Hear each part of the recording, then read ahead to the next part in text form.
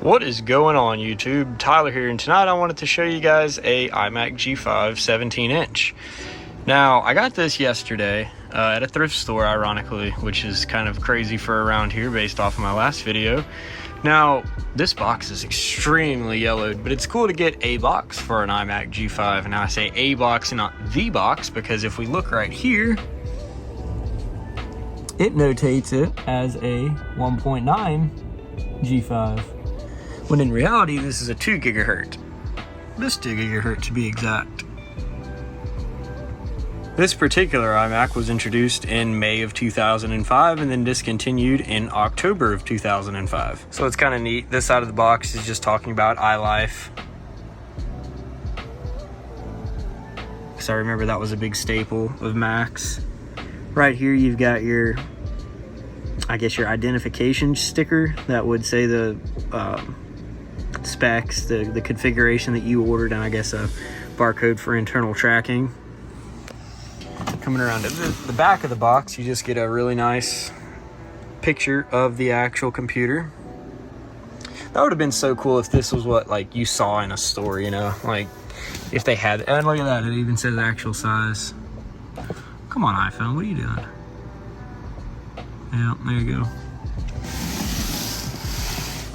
And another thing that's kind of funny is this is not a iSight model, which was another kind of dead giveaway. Talks about the remote. And then of course photo booth was a pretty big selling point, I guess. Looking at the top of the box here, you just have your nomenclature on the side. Well, as a little bit of legal jargon, I guess, as well as a cool picture of the setup if you had the wired keyboard and wired mighty mouse, as well as the Apple remote.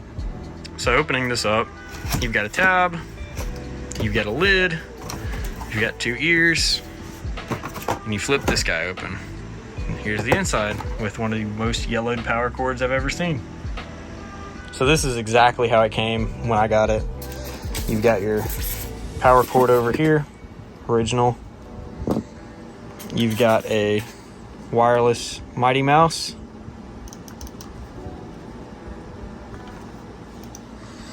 You've got iWork, which I don't think would have come with it, but there it is. Oh no, this is a retail copy. Kind of neat. Oh, it's 09 as well. Yeah, it's way newer. But there's that.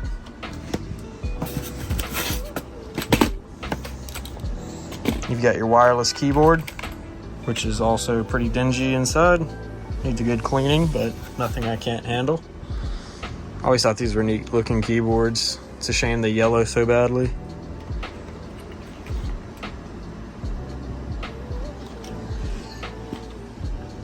And you've got a little bit of documentation on the wireless mighty mouse. And that's where the remote control would have been, but mine didn't come with it, sadly. And inside is your G5.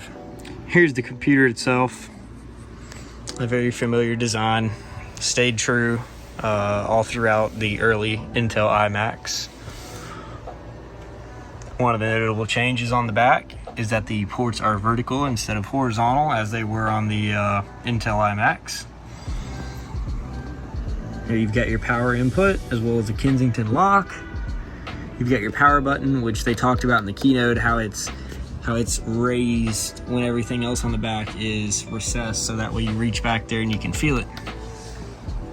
And it's also directly behind the sleep LED, which was kind of neat.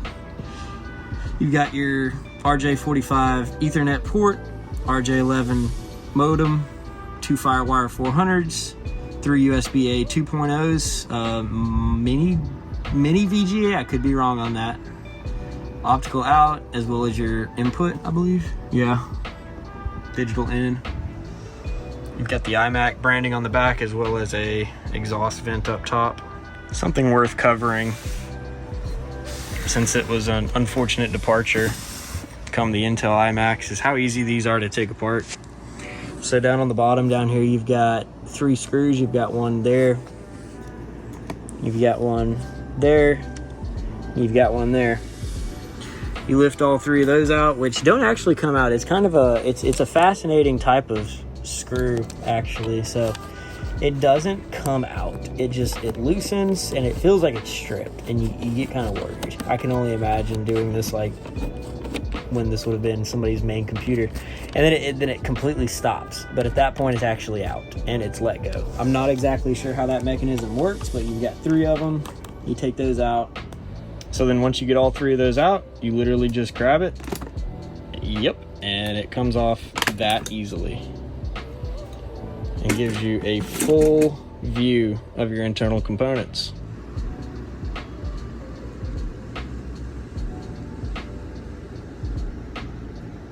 Up top, you've got your SATA hard drive, two of your fans, your super drive, your internal ports. Looks like you got your modem, your PRAM battery, your airport card, your ATX 20 pin, it looks like, down here. An internal USB header, which is kind of funny. Then over here you have your copper heat sink on your G5 processor, which needs every bit of cooling it can get. You've got your two DDR RAM slots, and I'm sure at least one enthusiast will appreciate this. Every single cap on my board looks good, which was my biggest concern in the store when I was looking at it. Like I was sure that one of these were going to be bad, but every single one, none of them are bulged. Oh, I thought that one was for a second. No, none of these are bulged. They all look great.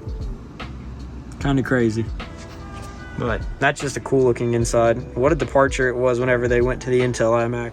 And now for the feeling.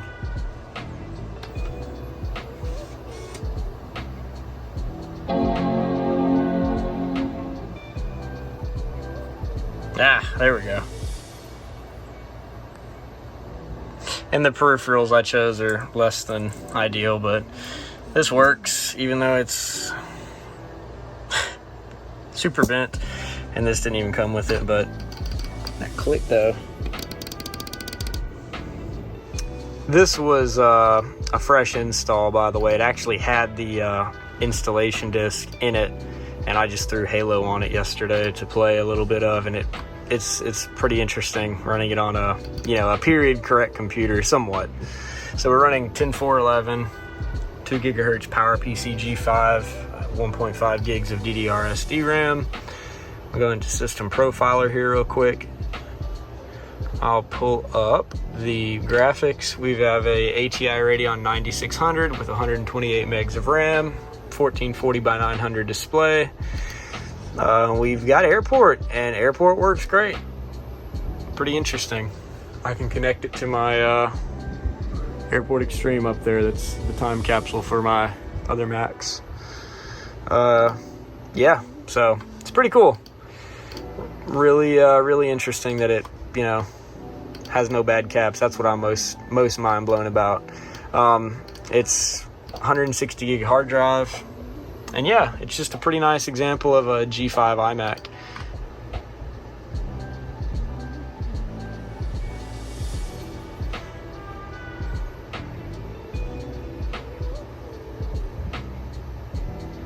Macsoft.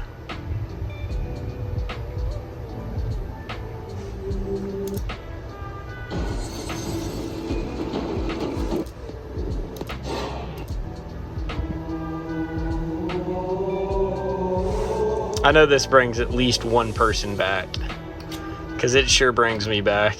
This was such a great game.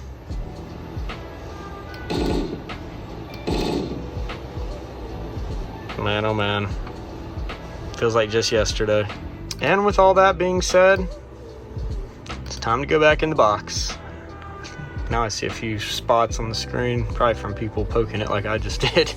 But other than that, I think it's a pretty good example of a G5 iMac. So thank you all for watching. And if you're interested in more videos like this, let me know. And I've got plenty of more computers to make videos like this about.